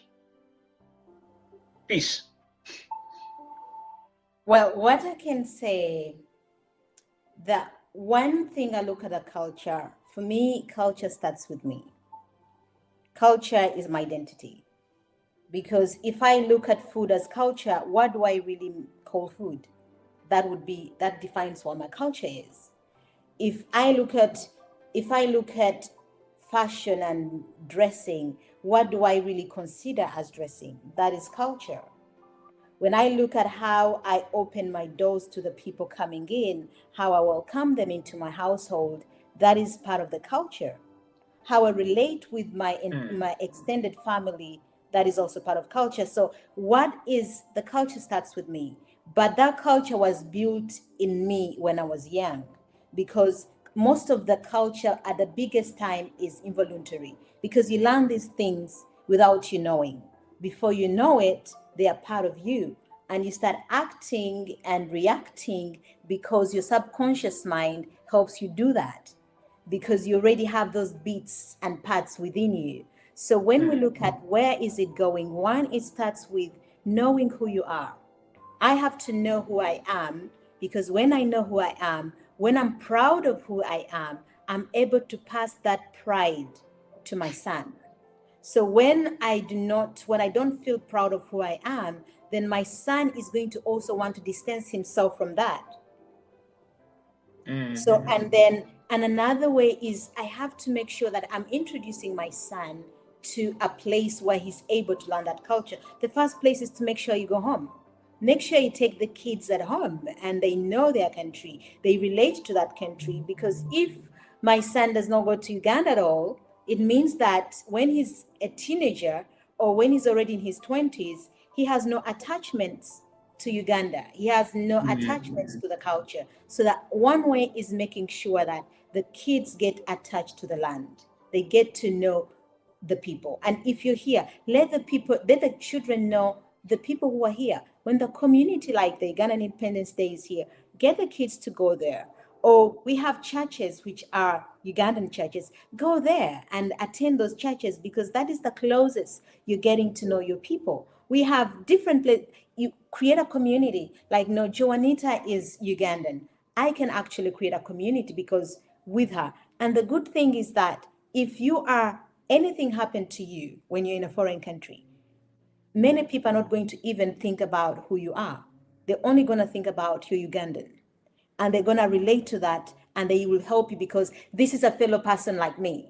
So if we have to preserve that, we have to look at the community, and then let us go in the community, and also let us address the problems, because one of the things that are causing people who are abroad get their culture away is the challenges within their community setting. So if the community setting is not supportive, so if we look at the cultures that are very strong, is because they live as a community. They build each other, they support each other. So that is one of the key things. If we are building, then you want to belong. But if you go in a community and you don't belong, you therefore don't want to carry it on. You might force your children to go there every single day because they're young, but as they grow older, they want to run away. So it's like saying we have to really, and we have, like in the old times, not in my times, but in the older times, there used to be fire time, the fireplace where you sit down and tell stories. And in my household, my father used to bring that up most times after dinner. Then he would sit down and start telling like a lot of things, have a chat. But now we live here in Europe, whereby the chat between you and your son or your child is hurry up, let's go to kindergarten, hurry up, let's go to school. So can we bring back those tables where we sit down and have those discussions and talk and kids ask and have reviews then and see how we can pass on this culture and let it move forward? Beautiful. Yes, I love the submission. I'm picking a lot from you. I think I'll give my last submission later. But as we're coming to the end of this discussion, I'd love to get the parting, the parting shots from Joan in this angle. Yes, almost aligning this to the same question. Lady Joan, looking ahead, what do you envision for the future of the Ugandan identity in this host country, basically in Denmark or Europe at large? I think you're muted. So sorry, yeah. So when you say vision, is that in terms of how we can keep Try the the vision future, burning and aspiration. similar to, mhm. um, if I had to relate that to children, as in, or Mm. what, is on the lines that you're asking me? Your question is a bit It's I mean, looking ahead, right generally, now, yes, we might be in a crisis. mm, Oh, of maybe we've losing. tried our level best. For example, I would Yeah. say me myself, I'm a living sacrifice for for this identity. But then, our kids we've produced, what's their? How are we going to help them, or what's the? Hmm. How can we How envision can we what's do the? it so that they can, yeah. Mm, I mean, many of the things that were explained by Flavia, I mean, I totally agree with them as well. But I also believe that when we're teaching our kids about culture, mm, uh, to do it in a way that is at their level, um, doing in a way that when you know your child, all children are different and they all have different hobbies and different interests, and that I know how hard it can be to implement that culture in children when they live in these societies where they're constantly bombarded by the other culture, so the majority host. mhm. And so the way that you can zoom into that would be to use whatever interest your child has and relate that to the culture of where you guys are from. So if your kids love football, for example, let's talk about football. Let's talk about Ugandan football players. Let's follow the Ugandan Cup that is going on now. I think they're number two at the moment, the Ugandan Cranes Oh, true, in yeah. Uganda. They're number two. They beat Botswana It's one, oh, yeah, one yeah. nil yesterday. Yeah, Botswana. So you can involve your children in that if you know they love football. Then that's where you have to put your energy in. If you know your child loves stories, then that is where you put your energy in. Talk about stories. Tell them about how your parents told you about some stories, or how your grandparents told you about stories. So we need to zoom into you. So this goes that you need to know, who is my child? What are his interests? There's no way that your child loves football, but you're going to try to teach them culture through music, but they have no rhythmic whatever. You know what I'm saying? If your kids love music, introduce them also to Ugandan music. Now, this does not mean that the ones who love football cannot listen to this music. Of course, keep the music playing in the background when you're cooking. Put on the music on a Sunday. Let them hear it. But if you're going to zoom into each child, I have four of them. If you're going to zoom into each child, you need to know, who are my kids? Where are their interests? this is the thing I need to tie myself on to get the best out of them. If they love talking about, I don't know, talk about dress wear, if they love fashion, oh, okay, let me tell you about something. Have you seen this outfit? This is how they wear this in the Torah kingdom. This is what they wear in Baganda. This is where they wear in Busoga. You get. And so slowly you're introducing them into, so they are gaining. And the beautiful thing about introducing your kids to this kind of stuff through their interest, it's a domino effect. So once you start with football, then before long now they'll be asking you about something else. Or once you start with music, before long then they'll be asking, but mommy, if they love music, then what is it that that song is saying? What are they talking about in that song? You now start explaining what that song means. Before long, you now hear them singing along to that song.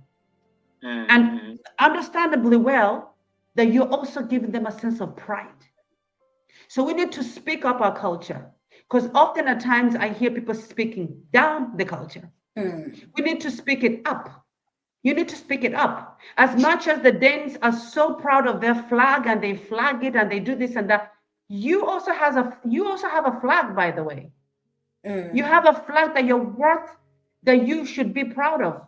A flag that is very important. You explain to your child what that flag is. Why do we have those colors in it? What does the crane represent in it? Because it's so embarrassing that they know everything about the Danish, but they know nothing about the flag that they're actually also from. You know? And so it means that you and I need to honor our history. You and I need to honor our history, because when we do, we can also then give it to our kids.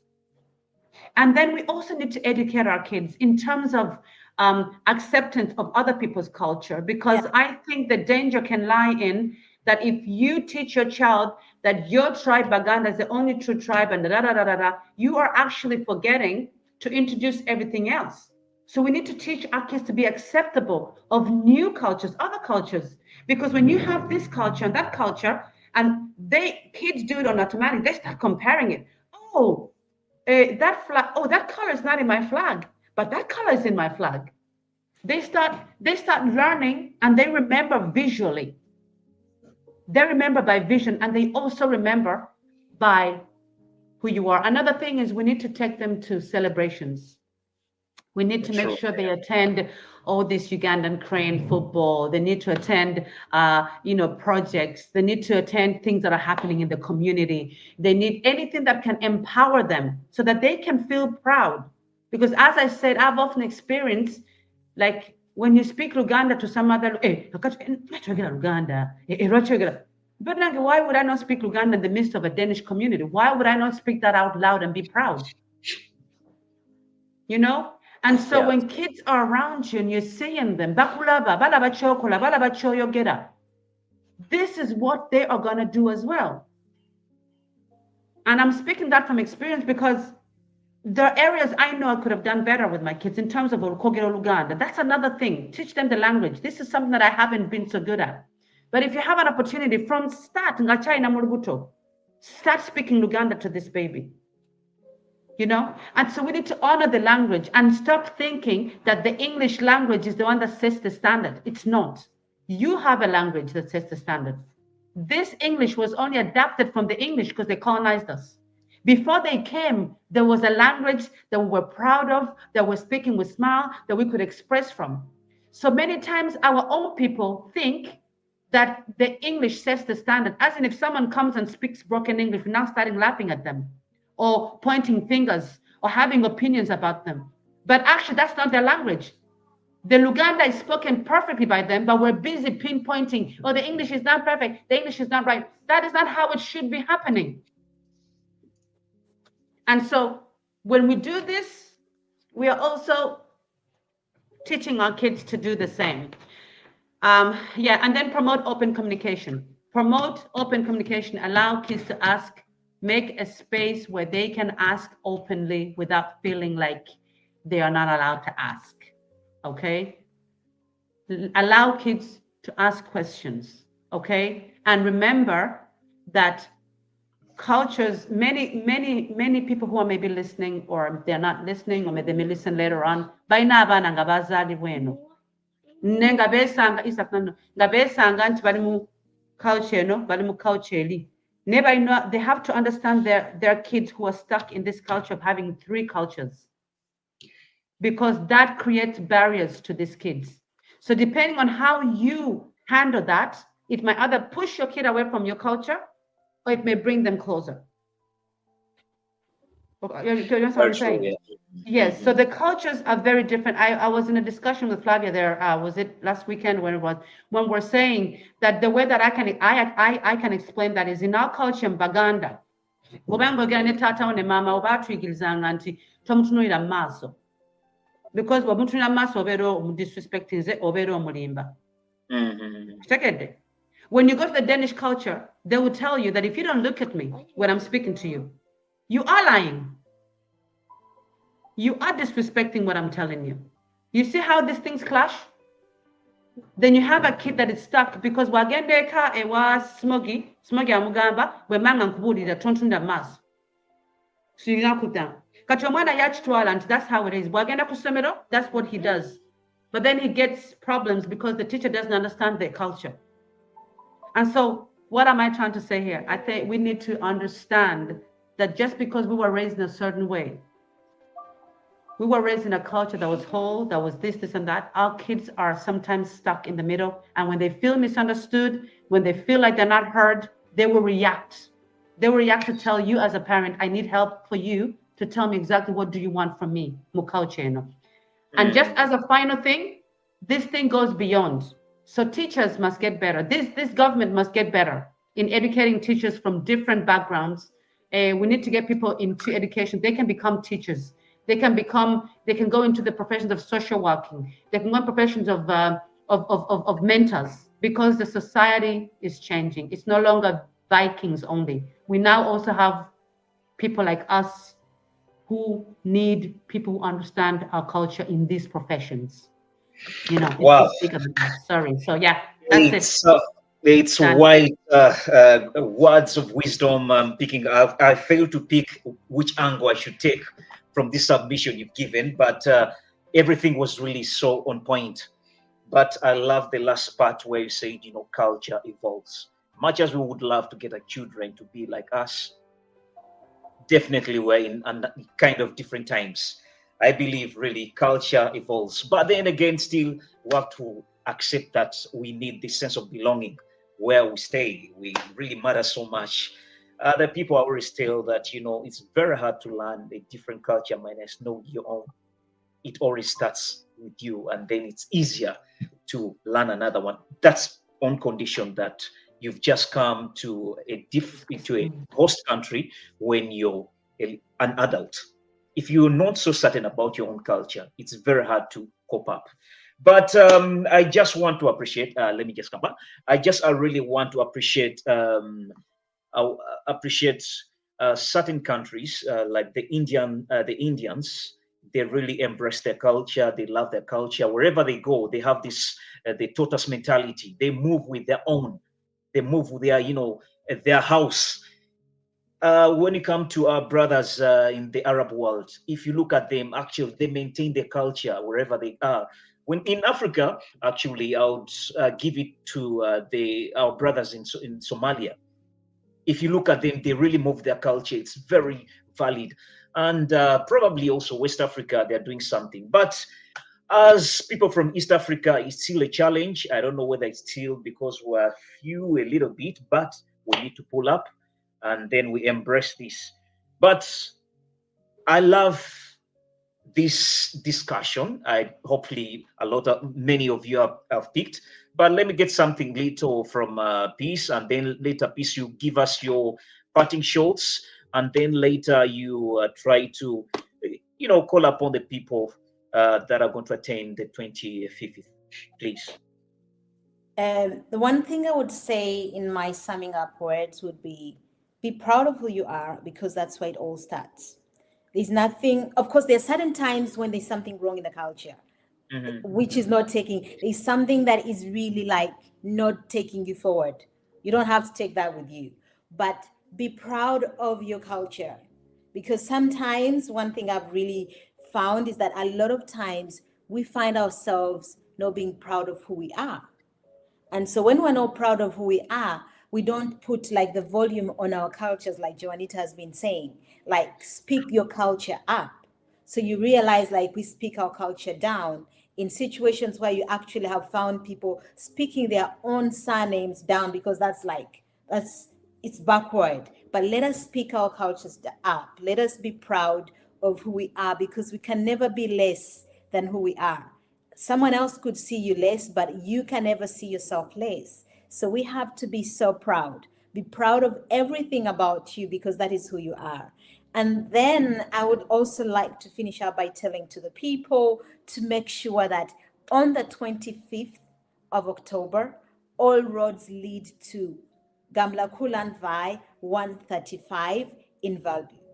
That is going to be the place where we shall be celebrating our Ugandan Independence Day. The entrance is free. There's a lot of entertainment. There's a lot to eat. There's a lot of networking. And if you're someone who is there and maybe you have questions about how do I get a Ugandan ID? How do I get a Ugandan passport? Today, that can be done here in Denmark at our embassy, at the Ugandan embassy. So on that day, that service is going to be there. So if you have questions about how do I get my Ugandan ID, how can I renew my passport if your passport is about to get expired, please, or you have a child and you need to get a Ugandan passport for your child, please come on that day. There will be a table where you'll be able to ask all those questions that you have. So come, let us have party, because we're going to party. We're starting at 3 and until late. There's going to be a lot of fun, a lot of fans. So miss at your own risk. Make it a point to be there. If you miss, don't say I didn't tell you. Well, if you don't mind, just give us your social media handles, and then people at least can follow you to get more of your details, or probably also your wisdom, your social media handles where they can find you. They can find me on Flavia, on Peace Flavia. And then they can also go on Little Africa and follow Little Africa. On Facebook, Yes. a YouTube channel.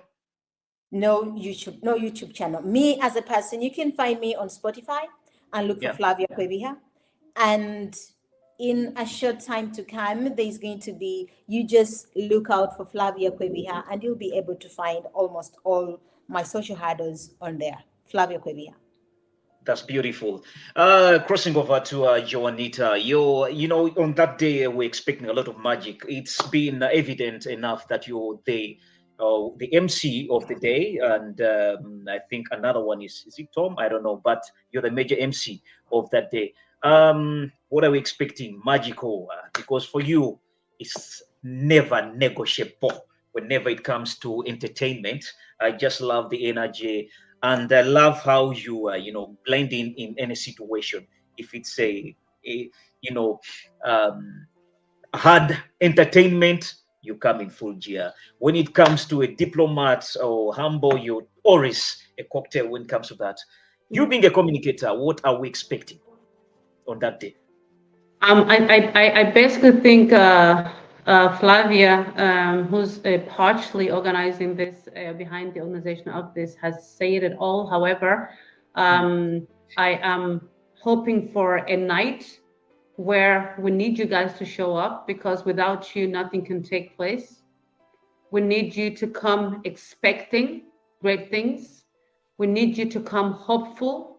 We need you to come curious. We need you to show up with your best moods, dressed up in your best moods. And we need you to come and just looking to get something that you wouldn't get usually from these kind of celebrations. And so my job really is just going to be to not necessarily entertain you, because there are other people that are going to be doing that, but I'll be there to lead you through it and to basically make sure that I'm constantly annoying you with my voice, and and making sure that I'm there should you need to know where the bathroom is. and be there to tell you all the boring stuff, but also all the amazing stuff. There's gonna be like I'm gonna sell this thing like there's no business, there's no tomorrow. There is amazing music there by amazing musicians. There's gonna be great food. I'm telling you what I'm looking forward to. I don't know what you're looking forward to, but what I'm looking forward to is great MC from two amazing people, great music, great food. I hear there's also going to be some matoke, simanyi chapati, simanyi muogo, simanyi byakoze bitya, nyama, something like that. I'm I'm looking forward to speaking to someone about my NI because obviously, when we're talking about culture, we are here today, but we don't know what tomorrow may bring. And so, having something like that at hand is always handy. Should you want to go home and build a bridge there, put a stone down for yourself, that is an amazing thing to have. And also for our kids, by the way, because once you have the NI, there's so much more you can do. You get me? So I'm looking forward to that. I'm looking forward to the Muslim Maganda. This thing is going to be so exciting. I think I'm going to enjoy myself. I may even just join in. I can't wait. And so you cannot afford to miss. Like you cannot afford to miss. And by the way, like Flavia said before, it's absolutely FREE. Hold on, what does that say? Free. Yes. It's completely free. So you need to come and eat. And all that package there is free of charge.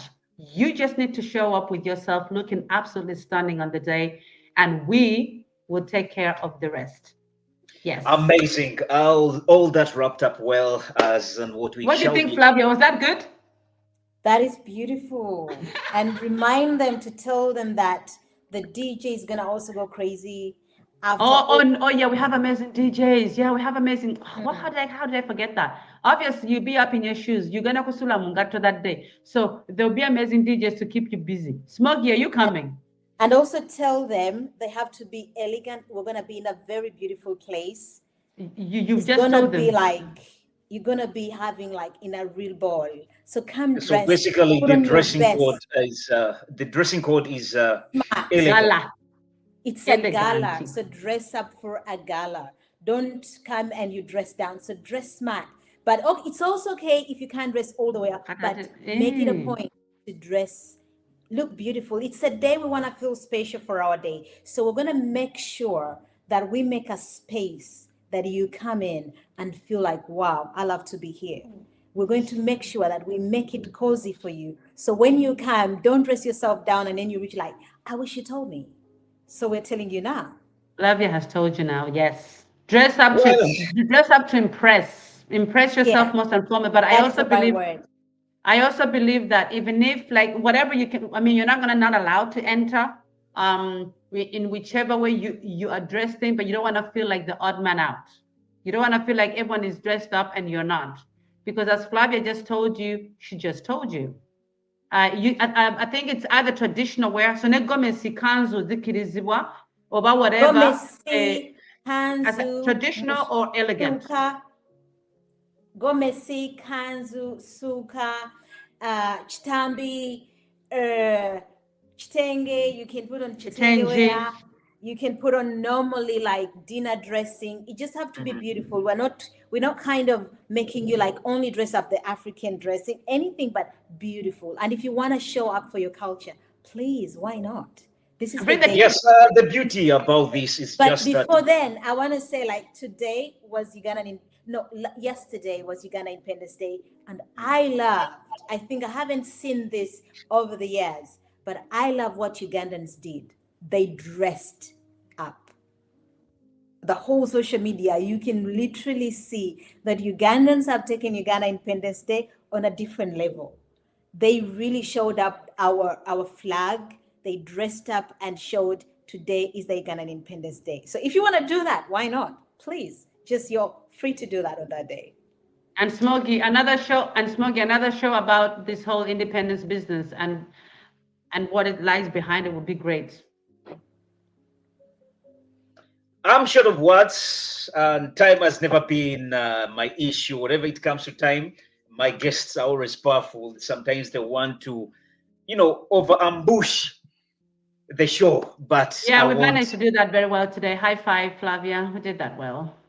I You're won't welcome. allow you next time. to take all this time. But then again, I really do appreciate my guests. They're always full of energy, and then I love that. But just a reminder to the viewers: yes, we're just looking at our cultures. We have to embrace them. You have to appreciate who you are. There's an issue you talked about Africans, having something. At least get something which is relatable. How dare you be in a house? Case in point, you're Ugandan and you don't have anything connected to a flag, at least something that relates to home. At least you get something like a sculpture piece which relates to something home, such that your child or your children Ask questions. can refer to that. Yeah. Personally, when it comes to collection too of Ugandan, either art piece or flag, things like that, at least there I'm super sorted. And Yeah, just but can also I a just add reminder, something quickly? Can I ambush you for 2 seconds? please. The thing you just said about having something in the house, and I think I mentioned also, you can have a lot of stuff in the house that are Ugandan, but if they're not feeding your kids' curiosity, then you may as well as just let it go. So I think it's also important that when you have those things, don't just get them for the sake of getting them. Get them, talk about them, so that your child becomes more curious about them, and that way you get an opportunity to talk about Uganda and the country and what it is, because omwana already abeera alaze interest. Okitegedde nti bw'oba nga olinawo flag y'Abaden beerawo n'eyaffe, kati eyaffe eyo you now use it to enter. Omwana oyo curious Create a ojja bridge. kuba watandika Yeah, okubuuza actually, ebibuuzo. Okitegedde kye ŋŋamba? Ojja kwesanga ng'agenda kumanya bannange kyo kitegeeza ki, flag yabaddi ogenda okwesanga ng'omwana amanyi so much about Uganda that you even be amazed. And don't be afraid to dig out. If you don't know, look for stuff on the internet. Educate yourself, so that you can educate the coming generations. Very true. Actually, yeah, yes. Get those items that can bring the bridge in between what we're having in this contemporary world or in the host countries. In that, those items that can bring this bridge. This will be the flag, the bridge. At times, even the food itself, how we eat, the music at home can also relate, and then the kids can really connect. These also take applause to brother Sengonzi. Is in Denmark here. He's the one who is in charge of, I think, is aligned with that project of children who are learning Luganda here in Denmark. Man, wow, well done. Yeah, there's also an app, at least I think I'll get the person in another segment who will give us more of this, where the different languages of Uganda, there's an app. I think I'll be getting some information more of that.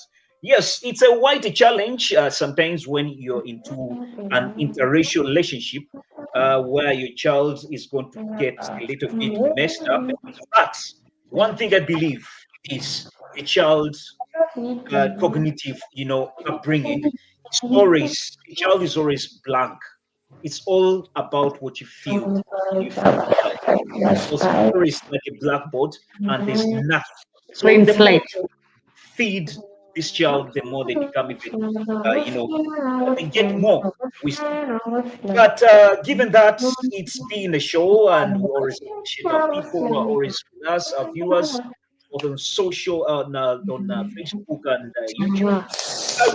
You really come to us. It's called Afropean Reports. We've been into Afropean entertainment fragments, and we believe we've gotten something. I guess there was one viewer who was asking, that was Alex, was saying that his comment was here. He said, okay, let me. Yeah, target discussion here no smoke it. Next time invite. Yes, he's called Alex. He says, Netaga discussion no smoky next time, invite me. At least maybe we shall create something relatable to the same, and then at least we engage other people who really want to come with us on this panel, and then we discuss more of this.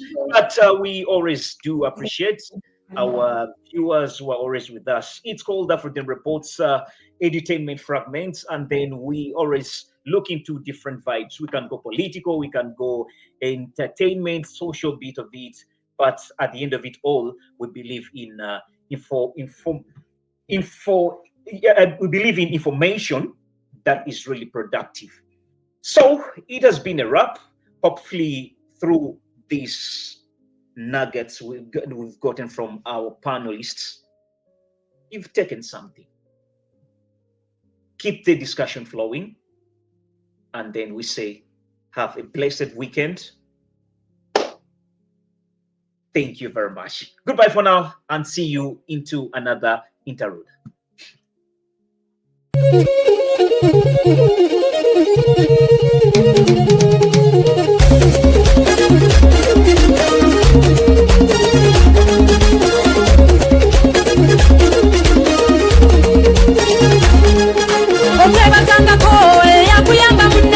Kukwata kumukono na kuyimsa bazanga koe akuyamba baba na bako wakutuza zero nzize kwebazawo bangwije kusima eri abalina emitima egirumirirwa bazanga koe akuyamba baba na bako wakutuza ekigambo okuyamba ndokizanyisa bangi babeera n'obusobozi n'ekibalema okukola bazanga koe akuyamba baba na bako wakutuza abamu bemulaba abanene munsi muno bakunyumiza gyavudde zikuba munezaaka bazanga koe akuyamba baba nabako wakutuusa abangi kwabo bafiirwako abazadde ku myaka emimpi ddala wamma tunuulira obulumi bazanga koe akuyamba baba nabako wakutuusa abalala basalawo n'okuddukira ku nguudo kubanga basigalawo okubayamba ab'ensamba bazanga koe akuyamba baba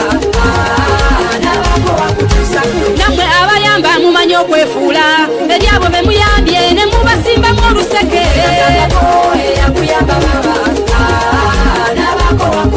eriyo ne benda byabalaga okulumirirwa